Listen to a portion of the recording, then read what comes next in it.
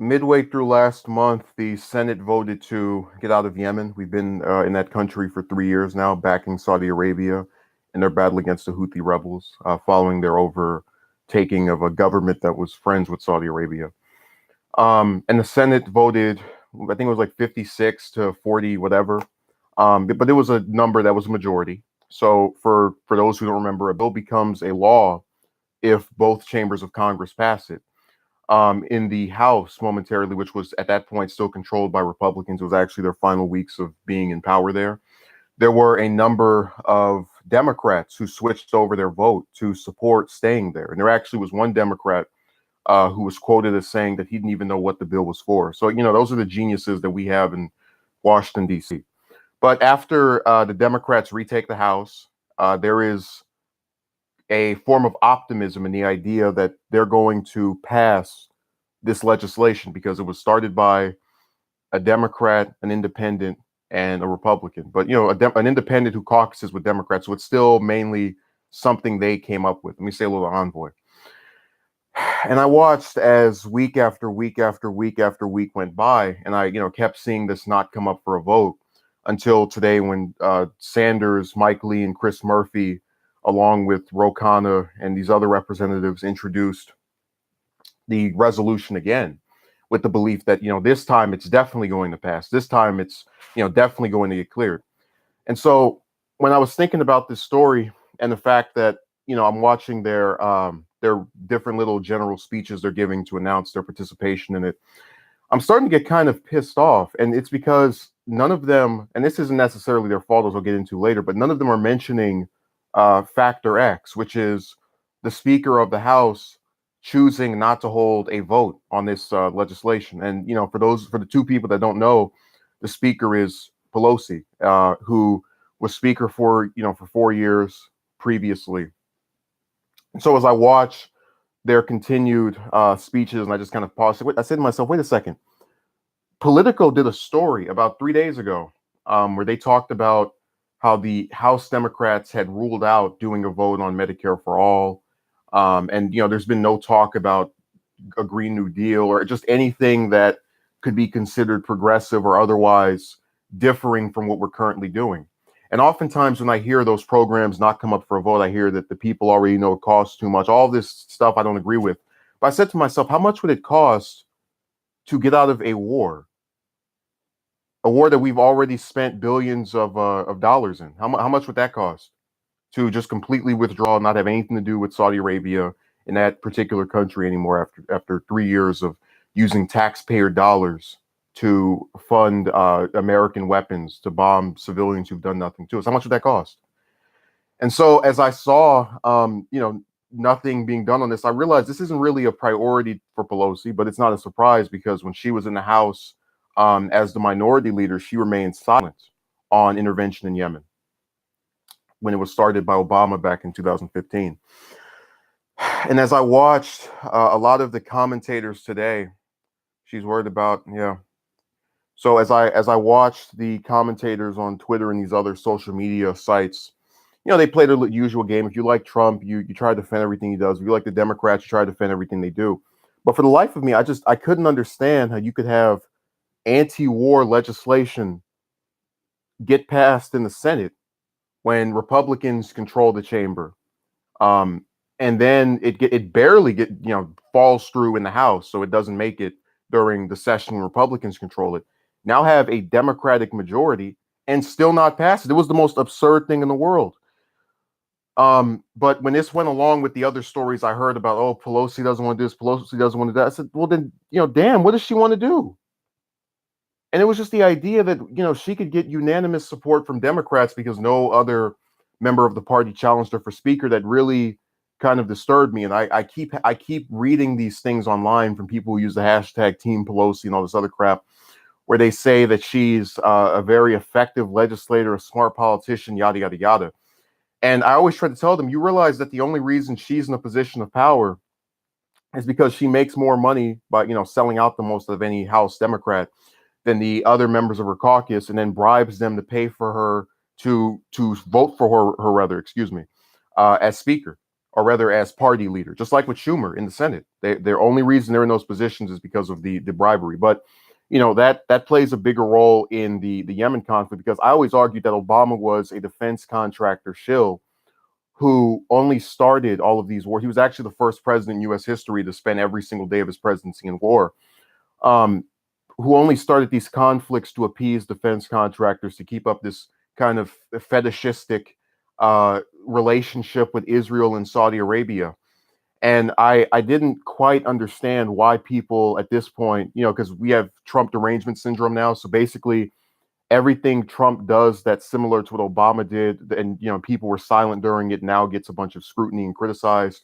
And I thought maybe in that hysteria, you could get them to get pissed, because I see these douchebags post all the time. Oh, Trump has kids in cages. Trump has kids in cages. Obama had kids getting bombed every day and going to sleep thinking they were going to die. But no one said anything during that.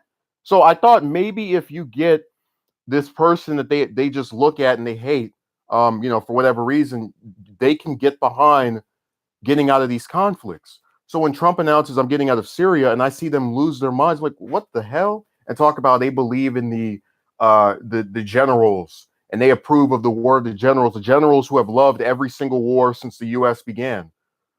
It was just astonishing to that they still fall for these same kind of tricks. Let me say a little thank Mar. I didn't say anything to you earlier when you came in here, but when I watched this kind of thing of now the Democrats are trying to beat the war drums because the Republicans on a couple of instances are doing things that are not conventionally seen as warmongering. It's almost like the revelation that a majority of the people who actively follow politics are just partisan hacks. Envoy says no one wants to talk about Obama, the death of the kids in the Middle East, like in Yemen. How convenient. Yeah. But go even further than that. I've made no attempts at hiding this. I think Obama was a terrible president that literally caused more trouble than he helped stop. And the only reason he got elected was because the person before him was just so awful that people were willing to go for whatever else was there. But I watched, this conflict kind of just keep going on and on over and over. This war that he started. And look, I'm very convinced that if he didn't start the Yemen conflict, we wouldn't even be there now, because Trump doesn't even probably know what Yemen is or where it was prior to getting in office. And finally finding out, oh, look, we're bombing all these different countries. And even then he might still not know. So it's not hard for me to remove the umbilical cord of trying to pretend that there's some big, huge difference between these two people. I mean, for God's sakes, I go on Trump's Twitter and I see again oh my God, all of these kids were put in cages and you're so evil. Like, do you douchebags realize that ICE, which is the group that does that, has been around since 2005 for 14 years. And it took all the way up until its 13th year for people to start being disgusted by the way they treated undocumented citizens. Like, give me a break. You guys kept quiet. You had your mouths closed for over a decade. Okay, Obama was a great spokesman, had the gift of gab. Yeah, a lot of the hocus and pocus that Trump doesn't have. But you see my point that when he left, I thought all the horrible things that he did would finally get reversed. So he had them, on his side. Yeah, they came over and liked him because they saw something that looked promising and then got tricked and bamboozled. But I looked at a lot of the reaction to because I talked yesterday about the primary challenge to Ocasio-Cortez. And I said to myself, well, damn, why isn't there one to Pelosi? Because when you put things in the bluntest form, you look at the fact that pretty much anything the Democrats want to do, or at least a portion of them who actually have ideas that aren't currently in place, like getting out of the wars, Green New Deal, when these things aren't spoken about or otherwise gone after by the Speaker of the House, who is now a Democrat, when the Republican one, fought against trying to get out of Yemen. She's literally doing the exact same thing.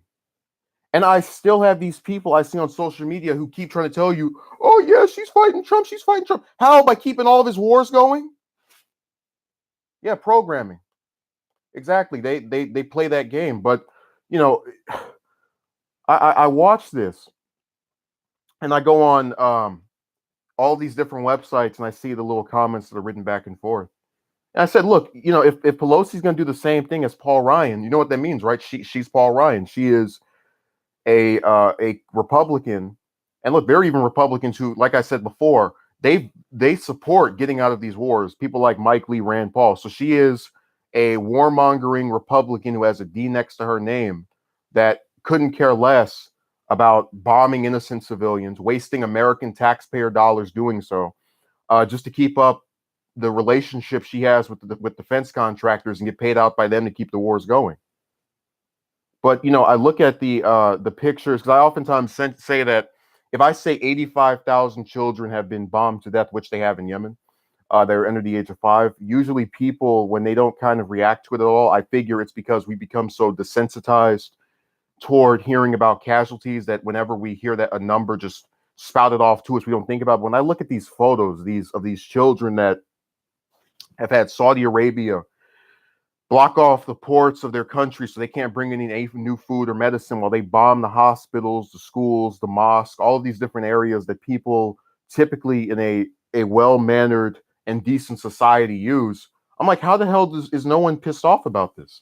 How the hell are we still propping up some almost 80-year-old shriveled up fossilized hag as the person to lead the Democratic Party?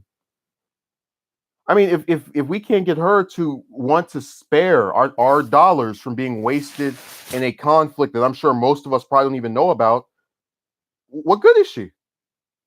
Remember, same thing was going on with Paul Ryan, and now we got a new one. It's the same thing, except now we're not even getting a vote, and it's been weeks. It's so weird. They're only against leaving Yemen now because it's trying to do something good and be the one to do it. They wanted them as the bad guys all the time. I told you before, I don't bootlick for either party. I couldn't care less if it's Trump that gets us out of Yemen, Pence, Cruz, whoever. But if if the Republicans are going to stay over there for the most part, because a majority of them in the Senate voted to stay there, and the Democrats are going to either vote for it, like 5 of them did in the House last time, or just completely pretend as if it's not going on, like Pelosi's doing. What good are they? I still want to see a video. Yeah, that'd be funny, I guess. Think more. The fact that America is helping Saudi Arabia bomb Yemen, a fellow country with the same religion, bomb schools. Yeah, all of the yeah. But this bribery is literally allowing Pelosi to just kind of sit in this position of leadership and be the biggest coward anyone's ever seen. Oh my God, look how courageous I am, as I don't want to piss off defense contractors by advocating for getting out of Yemen, but I also don't want to piss off progressives by stating my opposition to getting out of one of the 7 countries that we're bombing, the worst humanitarian crisis in modern history. And none of the Democrats or her followers or supporters or sycophants are saying anything on Twitter. They just remain in their little Trump derangement syndrome bubble and go, Trump is bad, Trump is bad, Trump is bad. So is Pelosi. This is the same person who looked at 85,000 children dying from being starved to death and bombed in a foreign country and said, it doesn't matter to me as long as I get my paycheck. And none of these pricks have any kind of frustration or anger directed toward the person who's now in power. I mean, I looked at I heard a quote a while ago. It was I forget the author, but the person said, the way that a government is able to do the things that most benefit the people at the top have a large part to do with an ignorant populace. That's why when Clinton signed the Telecommunications Act in '96, that law where you had these companies all merge with these various newspapers and organizations, you even had someone like Rupert Murdoch say, yeah, we tried to depict be in support of Bush's Iraq war so that regular citizens who don't take the time to go and read this stuff and question the system will see positive reports about it and go, oh man, it's a really good conflict. We're really good over there. Yeah. So it's the same thing now, except I thought to myself, maybe if the internet, because it's really a place that can be used for good and evil. But one of the good things about it is if you don't trust something or some story, you can look up information relating to that topic. So if you didn't believe that we were bombing 7 countries, look up US bombed 7 countries and figure out which ones it is. I can, sometimes maybe miss one. So I'll say Pakistan, Somalia, Yemen, Iraq, Afghanistan, just go down the list. But you get the idea that even with myself, I sometimes forget stuff because we all are human. But I figured that human beings and the curiosity that causes them to create stuff and try to interact with each other on any kind of level would be directed in how they perceive their leaders and people in positions of power. And it's been the same two reactions. It's either be sheep and go along with whichever side you identify as, or just not care. Let me see this. It's all a game played by the elites. Continual war causes strife, conflict. It makes me depressed. Yeah, but what makes me sadder is that we have a complicit population. I did a stream back in what was it, August, September? It was late last year about this Twitter user by the name of Jennifer. And for 3 years, she just posted about how screwed up what the U.S. was doing in Yemen was, with pictures, statistics, and I can name multiple instances just like going through her reply box of various people who would confront her about mentioning something that the Democrats had played a role in, accusing her of being a closet Republican. That's why she's criticizing the Republican president along with Democrats, because she wants him to win re-election so badly. Couldn't be that she wants them to just all get out of this war and stop backing offensive, murderous regimes. But that's besides the point. But I remember distinctively, I saw one person, this one, and this really goes back. Remember, Envoy, that we had like the relationship stuff. I said that in a lot of instances, you have women that are more prone to just pop off at the gums and say something completely evil, as opposed to men. There was a female that she interacted with who said something to the effect of, keep holding out for Yemen. Like, what the hell do you American, why should you care about people in another country? What would cause you to be concerned with them to such an extent that you frown upon the leaders of your own country? And it was like the most tone deaf confirmation of the Twilight Zone I'd seen on there up to that point, because it was literally someone saying to you, as long as this person's not dying on, dirty D plus infrastructure US soil, it's okay to just go and bomb and kill them. It's fine. I mean, my mouth dropped to the floor watching this idiot sit here and talk to my colleague on that website who was actually trying to raise awareness of something that the media has failed for years to cover. But they're able to say that kind of stuff to her. They're able to come over here, tell me to get over it. And I don't know what they expect to happen from that, because whether I choose to not get pissed about what's going on in Yemen, Pelosi is still, all of what I said earlier, a narcissistic, shriveled up hag that is doing nothing to help anyone other than herself. Why do you think she had a 29% approval rating when she was speaker the first time? People saw how crappy she was. Why do you think the Democrats lost more seats, or rather, excuse me, in the one midterm, that the last midterm she had during her first speakership that caused her to lose it, the Republicans did better than any midterm since World War II. Why do you think that was? Because the person at the top is crap. Pelosi is trash. She is warmongering, bought out, paid for manure, just like Obama, just like Trump, just like go down the list. And the populists that a lot of times we try to be forgiving. Okay, well, American citizens don't know this stuff because they're too busy with their regular life. They have these things that are going on that stop them from being able to read and research and look. I'm sorry, I've seen people who just in the course of one phone conversation could go from not knowing anything about what's going on in Yemen to being so disgusted with it that I know it's people basically turning their brain off for the sake of just hating on Trump for reasons that are not well founded, because when someone else was in there that was doing the exact same thing that you thought was, I guess, pretty or attractive or a good spokesman, you let it slide. I'm telling you, I've looked at every single one of his policies that was a continuation of the Obama years, and it either still gets ignored like it did under Obama, or they're just now foaming at the mouths over it. I mean, what kind of surreal reality do we have to live in where you can't say this person from this party did what this person from this party also did? That's really controversial. That's really something that we need to like argue over and fight and push back against, really? This is source for controversy. Not the people who are bombing this country with innocent people that have done nothing to us. The guy who says both parties are the same is now being being slandered and smeared as some kind of secret agent to get you to vote for one side or the other. People are, because the government are to blame or been lied to at this point.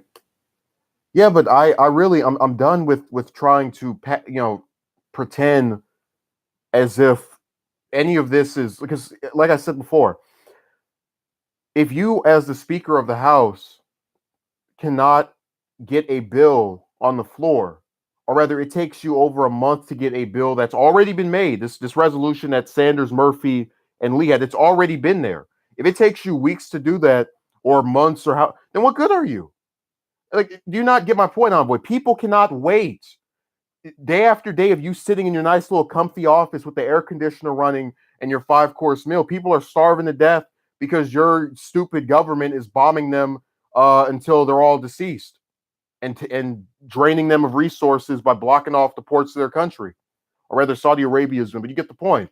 Day after day, they have to live through that torturous hell on earth, and then these pricks get to sit home and act like nothing's going on. Not just Pelosi, the ones on the computer that type all that stuff to Trump, the ones that support him with their little red hats, all of them. They act like we just live in this little la la land fairy tale where everything is fine, and this is stuff isn't on the brink of collapse.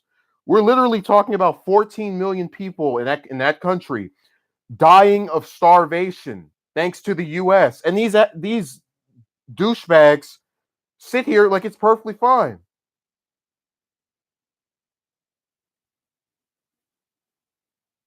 With no care or concern whatsoever. So, I'm done.